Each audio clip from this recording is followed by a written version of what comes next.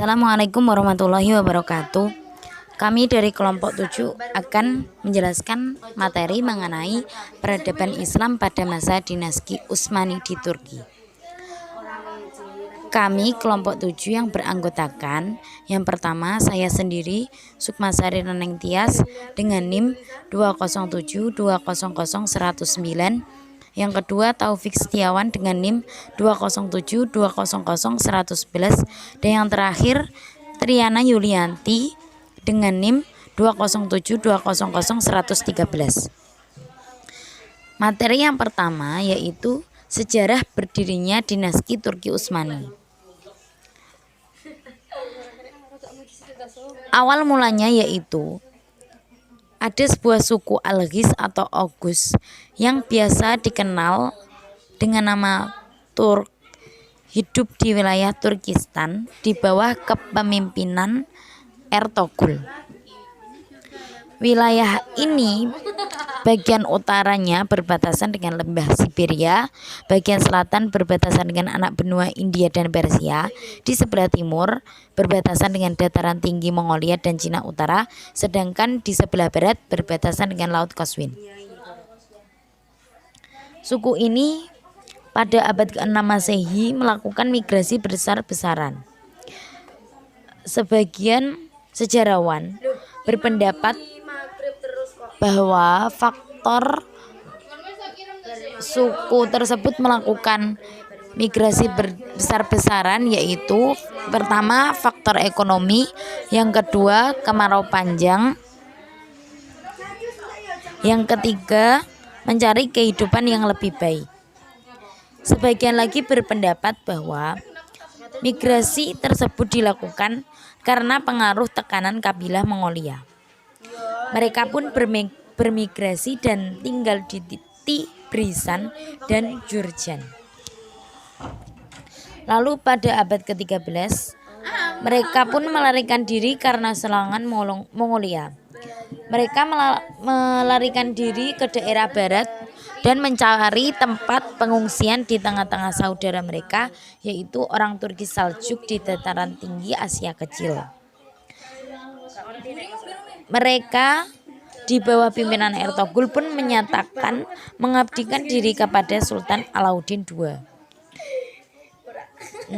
Kebetulan pada saat itu Sultan Alauddin II sedang berperang melawan Bizantium. Mereka pun membantu Sultan tersebut dan Sultan pun mendapat kemenangan atas jasa baik mereka. Sejak itu pun mereka dihadiahi sebidang tanah di Asia Kecil. Mereka pun terus membina wilayah barunya dan memilih kota Syut sebagai ibu kota. Ertugrul memiliki seorang putra yang bernama Utsman. Utsman inilah yang nantinya akan mendirikan sebuah negara yang bernama Turki Utsmani. Tahun pun berganti tahun, Ertugrul pun meninggal. Tampuk kepemimpinan pun digantikan oleh Utsman. Hal pertama yang dilakukan Utsman adalah memperluas wilayah kekuasaan sukunya. Hal ini tentu saja atas persetujuannya Alauddin II. Pada tahun 699 Hijriah terjadi tragedi penyerangan bangsa Mongol kepada kerajaan Saljuk. Akibat tragedi tersebut, Sultan Alauddin II pun terbunuh. Kejadian tersebut membuat Utsman menyatakan merdeka dari kerajaan Saljuk dan berkuasa penuh atas daerah yang didudukinya. Sejak itulah kerajaan Utsmani dinyatakan berdiri. Utsman mendirikan sebuah negara yang bernama Negara Utsmani. Utsman memilih kota Yenisehir sebagai ibu kotanya dan membuat bendera negara, yang bendera tersebut masih dipakai sampai sekarang oleh negara Turki. Utsman pun mengajak para amir Romawi Bizantium masuk Islam. Jika para amir Romawi tersebut menolak, maka hukumannya yaitu membayar upeti. Tetapi jika mereka tidak mau membayar upeti, konsekuensinya mereka akan langsung diperangi. Amir Romawi pun khawatir akan kehilangan kerajaan mereka. Mereka pun akhirnya meminta bantuan kepada Mongolia.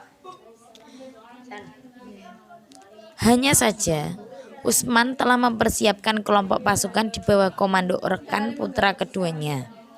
Ia lantas memberangkatkan sang putra untuk memerangi Mongol. Orkan pun dapat mengobrak-abrik kekuatan Mongol. Utsman wafat pada tahun 726 Hijriah dan mewariskan tampuk kekuasaannya kepada Orkan, putra keduanya. Utsman bergelar Al-Ghazi yang bermakna Al-Mujahid. Utsman diberi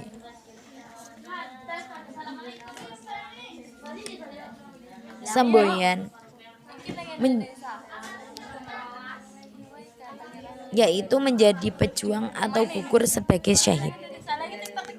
Yang selanjutnya yaitu peradaban pada masa dinasti Utsmani. Peradaban ini mencakup bidang pemerintah dan militer, yang kedua bidang kebudayaan, yang ketiga bidang ilmu pengetahuan, dan yang terakhir bidang keagamaan. Yang pertama, kemajuan dalam bidang militer. Militer menjadi salah satu faktor keberhasilan ekspansi wilayah. Pada masa ini terjadilah pengorganisasian ketika terjadi kontak senjata dengan Eropa. Pembaruan militer pun dilakukan oleh Orkan. Lalu terbentuklah pasukan Yeniseri atau Inkisariyah dan prajurit tentara feodal.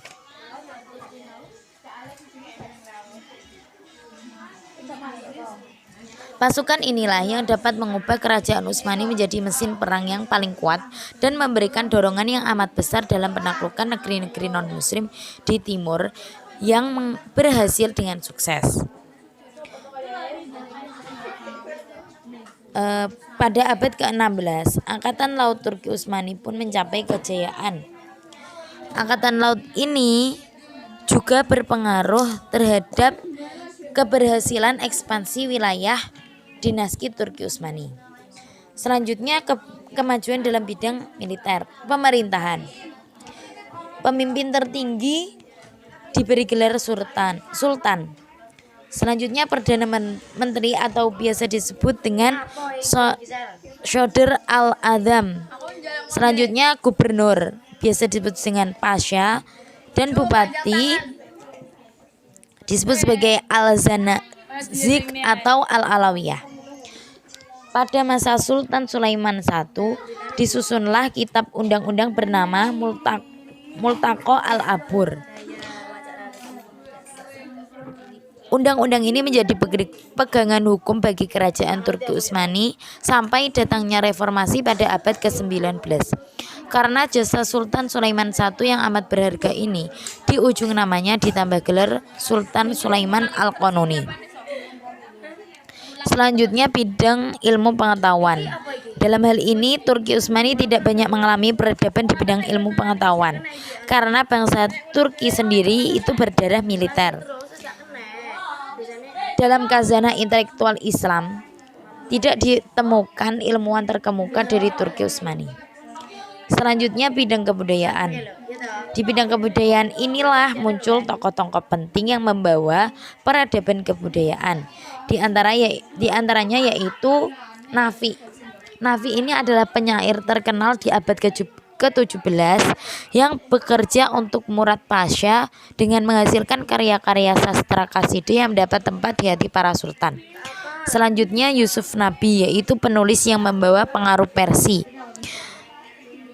Yusuf Nabi muncul sebagai juru tulis bagi Mushaf Mustafa, salah seorang menteri Persia dan ilmu-ilmu agama. Selanjutnya yaitu Mustafa bin Abdullah atau biasa dikenal dengan Khatib Selebi atau Haji Halife.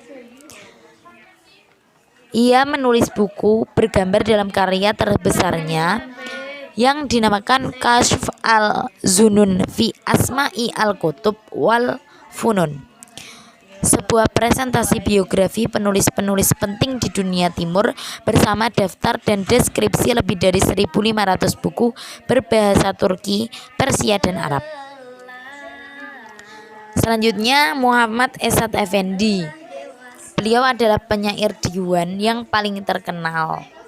Biasanya dikenal dengan Ghalib Dede atau Syah Ghalib.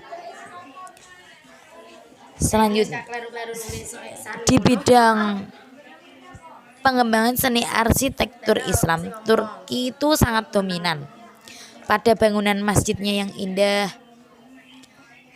seperti Masjid Al-Muhammadi atau Muhammad Al-Fatih, Masjid Agung Sultan Sulaiman, dan Masjid Hagia Sophia yang berasal dari sebuah gereja. Pada masa Sultan Sulaiman,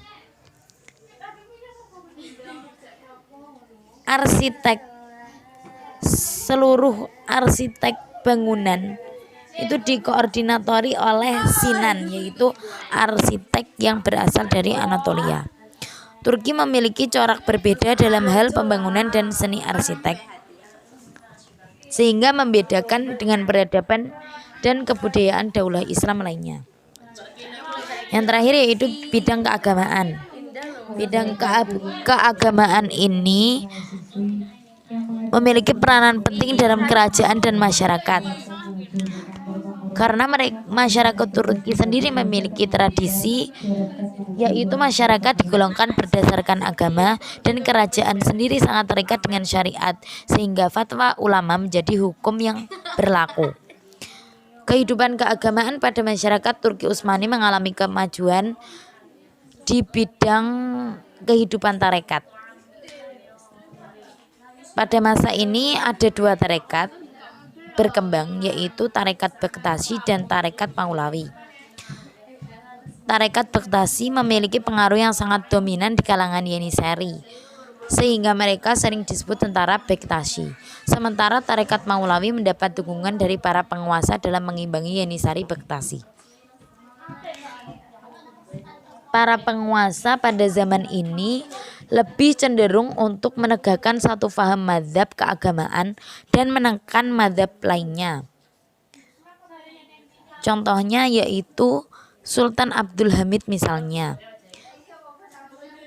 Beliau begitu fanatik terhadap aliran Al-Asy'ariyah, sehingga beliau pun memerintahkan Syekh Husain Al-Jisr Al-Tarablusi untuk menulis kitab yang mengupas masalah ilmu kalam untuk melestarikan aliran yang dianutnya. Akibat kelesuan di bidang ilmu keagamaan dan fanatik yang berlebihan, maka ijtihad tidak berkembang. Ulama hanya menulis buku dalam bentuk syarah atau penjelasan dan hasyiah atau semacam catatan terhadap karya-karya klasik.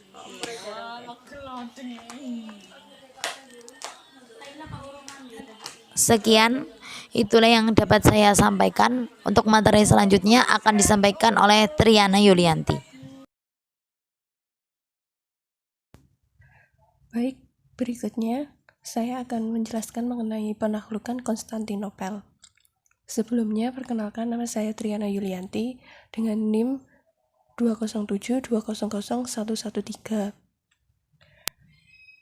Konstantinopel dipandang sebagai salah satu kota paling penting di dunia. Kota ini didirikan pada tahun 330 Masehi oleh Kaisar Bizantium Konstantin I. Kota itu menjadi tempat unik dan menawan di dunia, sampai ada yang mengatakan seandainya dunia ini suatu kerajaan, tentulah Konstantinopel adalah kota yang paling layak sebagai ibu kotanya.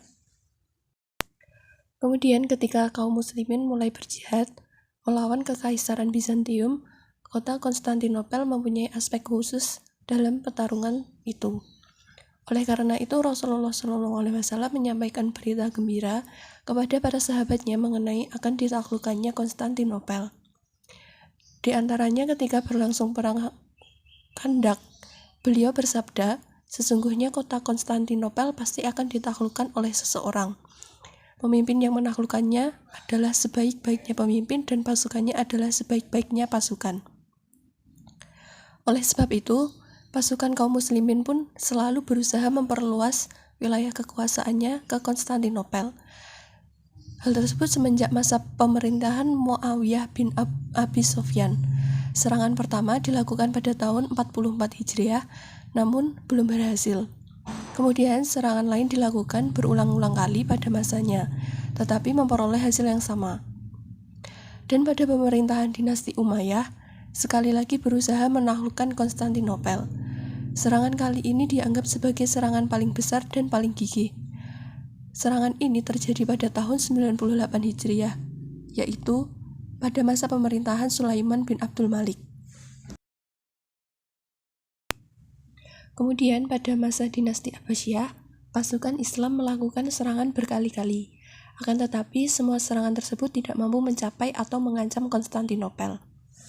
Meskipun demikian, serangan itu sempat mengguncang dan menimbulkan efek terhadap keadaan dalam negeri Bizantium, terutama yang dilakukan pada masa pemerintahan Harun ar-Rasyid tahun 190 Hijriah. Dan setelah itu, beberapa negara kecil di Asia Kecil, di antaranya yang paling sering adalah negara Saljuk, berusaha untuk menaklukkannya. Negara Saljuk mampu mengalahkan Kaisar Romawi dan menahan kaisarnya dan mengharuskan membayar jizyah kepada Sultan Saljuk. Hal ini pertanda tunduknya sebagian besar kekaisaran Romawi terhadap daulah Islam Saljuk. Setelah Saljuk melemah, maka muncullah Saljuk kecil lainnya, yaitu Saljuk Romawi. Setelah melemahnya Saljuk Romawi, maka muncullah bangsa Utsmani pada abad 8 Hijriah atau 14 Masehi. Berbagai upaya dilakukan oleh daulah Utsmaniyah khususnya pada masa Sultan Bayazid pada tahun 796 Masehi, di mana Konstantinopel terkepung oleh pasukan Islam dengan sangat rapi. Sultan Bayazid sempat berunding dengan Kaisar Bizantium untuk menyerahkan kota ini dengan damai tanpa adanya peperangan. Akan tetapi Kaisar Bizantium menunda-nunda dan berusaha meminta bantuan negara-negara Eropa untuk menghadapi serangan pasukan Islam terhadap Konstantinopel. Kemudian pada waktu yang sama, tentara Mongol Islam yang dipimpin Timur Leng telah sampai ke dalam wilayah-wilayah Daulah Utsmaniyah. Sultan Bayazid terpaksa menarik pasukannya dari pengepungan Konstantinopel untuk menghadapi pasukan Mongol Timur Leng. Maka berkobarlah perang Ankara yang sangat masyhur antara kedua pasukan itu. Peperangan ini dimenangkan oleh Timur Leng dan Sultan Bayazid tewas dalam peperangan ini pada tahun 1402 Masehi yang mengakibatkan Daulah Utsmaniyah tercerai-berai sampai terjadi perang saudara. Setelah keadaan Daulah Utsmaniyah kembali stabil di bawah kepemimpinan Sultan Murad II, Konstantinopel kembali coba ditaklukkan. Akan tetapi Kaisar Bizantium berusaha menimbulkan fitnah di kalangan orang-orang Utsmani yang mengakibatkan Sultan Murad II sibuk dengan urusan dalam negeri. Kemudian generasi emas Daulah Utsmaniyah akhirnya muncul pada masa pemerintahan Muhammad Al-Fatih yang diangkat menjadi penguasa ketika umurnya baru 22 tahun. Ketertarikannya akan ilmu sejarah yang mengakibatkan dia banyak mengetahui tentang usaha-usaha penaklukan Konstantinopel. Hal inilah yang membuat Muhammad Al-Fatih untuk segera menaklukkan Konstantinopel. Selanjutnya kita bahas mengenai persiapan penaklukan. Sultan Muhammad Al-Fatih mencurahkan berbagai upaya untuk merencanakan dan mengatur penaklukan, yaitu dengan cara menambah jumlah personil militernya hingga 250.000 mujahid. Jumlah ini sangat besar jika dibandingkan negara-negara lain pada saat itu.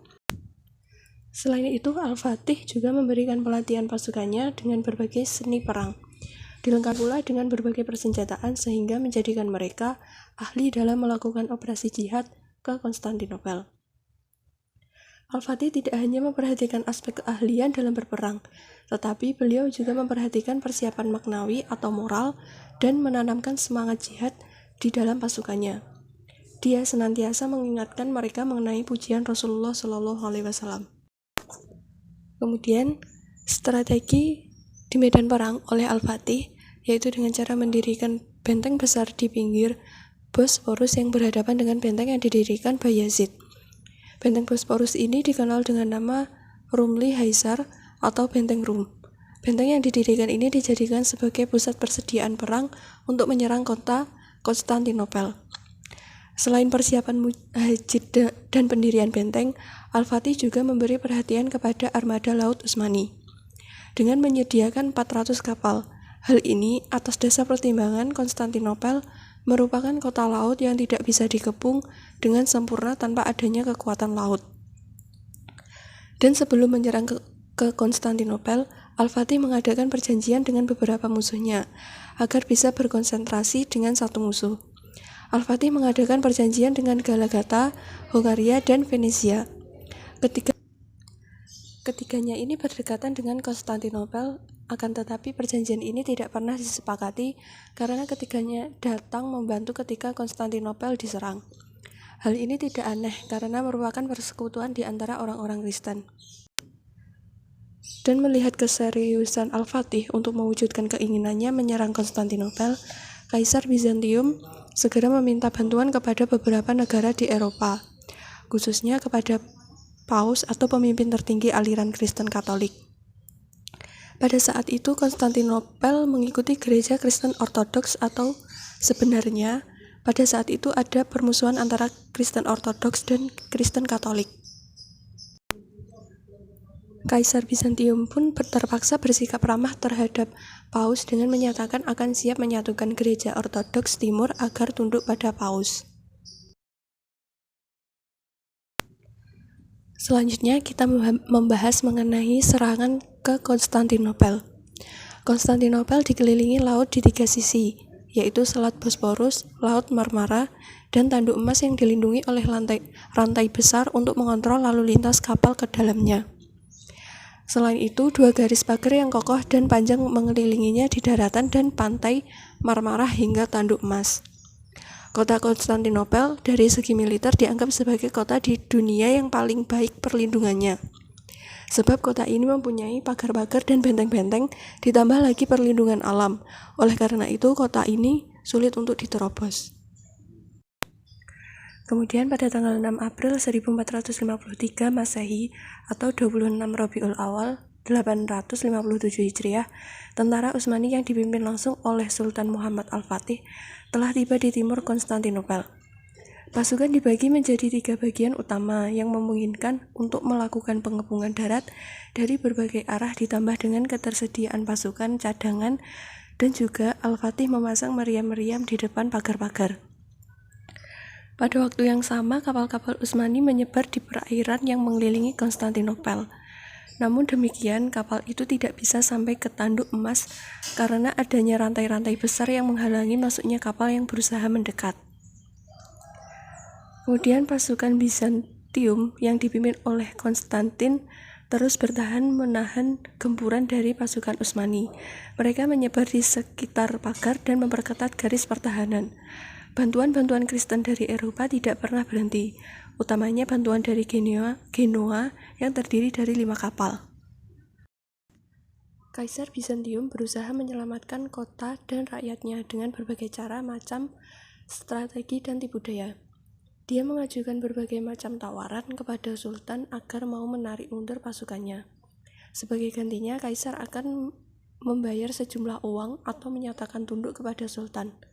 Tetapi semuanya itu ditolak oleh Sultan. Sebaliknya, dia meminta agar kota Konstantinopel diserahkan secara damai. Apabila dituruti, maka tidak akan ada seorang pun penduduknya atau gereja yang akan mendapatkan gangguan. Pada tanggal 18 April, meriam-meriam Utsmani berhasil membuka celah pagar-pagar Bizantium di lembah Likus di sebelah barat pagar.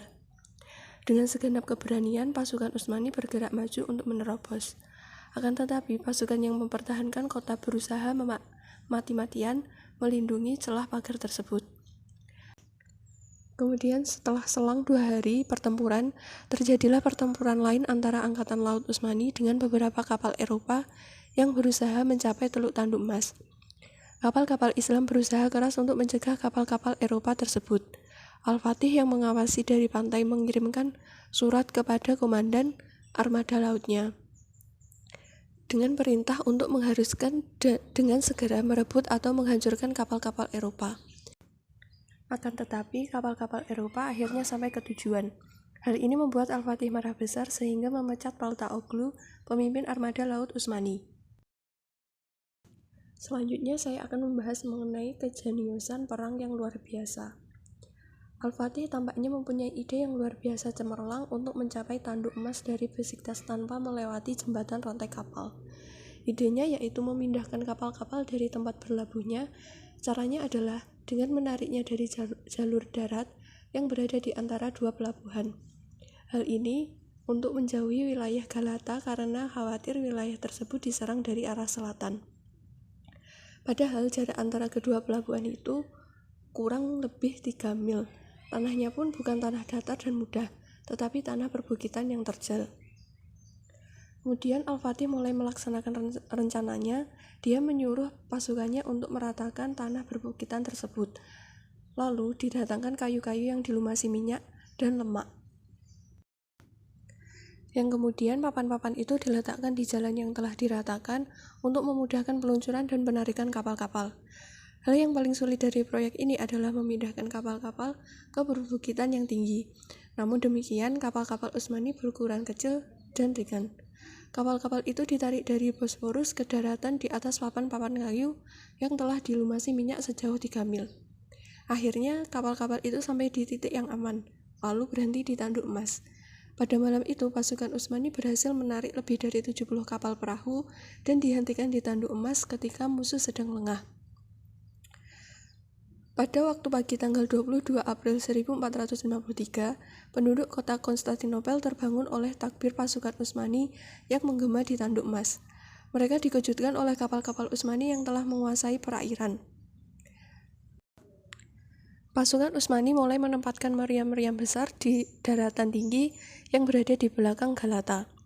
Meriam ini mulai memuntahkan peluru-pelurunya secara intensif ke pelabuhan, baik dari darat maupun dari laut, dengan tujuan untuk melemahkan pasukan Bizantium sehingga mereka tidak bisa istirahat dan berpikir dengan tenang. Pada tahap pengepungan berikutnya, pasukan Utsmani menempuh cara yang sangat mengagumkan dalam usahanya merebut Konstantinopel, yaitu dengan cara menggali terowongan bawah tanah dari tempat-tempat yang berbeda ke dalam kota. Selain itu, pasukan Utsmani membuat benteng dari kayu berukuran yang sangat besar dan tinggi serta dapat bergerak. Benteng ini terdiri dari 3 tingkat dengan ketinggian melebihi pagar-pagar yang mengelilingi Konstantinopel. Benteng-benteng ini dilapisi tameng dan kulit yang dibasahi air agar bisa menahan api. Di setiap benteng pun ditempatkan beberapa orang. Tingkat paling atas adalah para pemanah. Pengepungan yang terus berlanjut ini tentunya melemahkan pasukan Bizantium dan penduduknya. Para pembantu kaisar banyak yang mengusulkan agar Kaisar Bizantium segera meninggalkan Konstantinopel untuk mengumpulkan bantuan dan segera mengembalikannya setelah jatuh. Namun Kaisar tidak ingin meninggalkan Konstantinopel karena dia ingin terus mempertahankan kota bersama pasukannya. Yang selanjutnya yaitu serangan umum ke Konstantinopel. Pada tanggal 27 Mei 1453 atau Ahad 18 Jumadil Ula, Al-Fatih memerintahkan pasukannya untuk membersihkan hati serta mendekatkan diri kepada Allah dengan mengerjakan sholat dan perbuatan ketaatan serta terus berdoa. Kemudian berikutnya pada Selasa 29 Mei 1453 atau 20 Jumadil Ula 857 Hijriah, tepatnya pukul 1 dini hari dimulailah serangan umum ke Konstantinopel. Setelah dikeluarkan perintah kepada para mujahidin yang mampu bersuara keras untuk bertakbir. Orang-orang Bizantium dihantui rasa ketakutan yang luar biasa. Mereka mulai menabuh lonceng-lonceng gereja hingga banyak yang berlindung dalam gereja. Pasukan Utsmani terbagi ke dalam beberapa kelompok dengan fokus serangan diutamakan ke wilayah Lembah Ligus. Al-Fatih memimpin langsung penyerangan ke wilayah ini. Kelompok penyerangan pertama mengalami kelelahan, kemudian digantikan dengan kelompok kedua. Akhirnya kelompok kedua berhasil mencapai pagar Konstantinopel, tetapi karena kelelahan, akhirnya digantikan oleh kelompok ketiga dan akhirnya menembus pagar. Pertempuran juga sedang berlangsung di area laut. Armada laut terus-menerus menghujani dengan meriam benteng kota yang mengakibatkan pasukan Bizantium tercerai-berai dan harus menghadapi lebih dari satu front dalam satu waktu sekaligus. Dan pada akhirnya tepat 54 hari pertempuran Konstantinopel, pada hari itu tanggal 29 Mei 1453, sebelum matahari tepat berada di atas kepala, akhirnya kota Konstantinopel takluk di tangan Al-Fatih, pemimpin Daulah Utsmaniyah. Al-Fatih kemudian turun dari kudanya dan bersujud kepada Allah atas tanah yang direbutnya. Serta tak lupa Al-Fatih menyampaikan selamat kepada pasukannya atas kemenangan yang diraih dan melarang melakukan pembunuhan. Sebaiknya Al-Fatih memerintahkan memperlakukan dengan baik dan lemah lembut. Kemudian untuk penjelasan selanjutnya akan dijelaskan oleh Saudara Taufik. Oke, selanjutnya kemunduran dan keruntuhan Kerajaan Turki Utsmani. Kemunduran dan keruntuhan Kerajaan Turki Utsmani disebabkan oleh dua faktor, yaitu faktor internal dan eksternal. Kemunduran Turki Utsmani selama kurang lebih 5 abad menjadikannya seperti seorang yang sedang mengidap penyakit yang menahun dan hanya menunggu saat-saat kematian. Turki Utsmani pada saat itu disebut sebagai the sick man of Europe atau orang sakit dari Eropa. Selanjutnya langsung ke faktor internal, yaitu yang pertama, pusat pemerintahan dipegang oleh sultan-sultan yang lemah. Setelah Sultan Sulaiman Al-Qanuni wafat sekitar tahun 1566 Masehi, Kerajaan Turki Utsmani memulai memasuki fase kemunduran. Akan tetapi sebagai sebuah kerajaan yang sangat besar dan kuat, kemunduran itu tidak langsung terlihat. Sultan Sulaiman Al-Qanuni digantikan oleh Sultan Salim II yang berkuasa sekitar tahun 1566 sampai 1574 Masehi.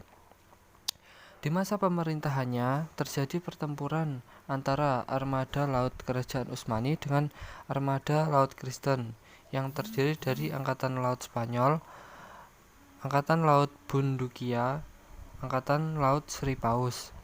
Pertempuran ini terjadi di Selat Lipoto, Yunani. Kehidupan moral sultan yang tidak baik menyebabkan timbulnya kekacauan dalam negeri. Mereka telah tenggelam ke dalam kehidupan glamor yang hanya menumpuk harta kekayaan hasil rampasan perang dari berbagai daerah, taklukan, juga korupsi merajalela, dan gaya hidup berfoya-foya. Sikap ini menyimpang dari ajaran Islam yang menjadi faktor kemunduran Kerajaan Turki Utsmani.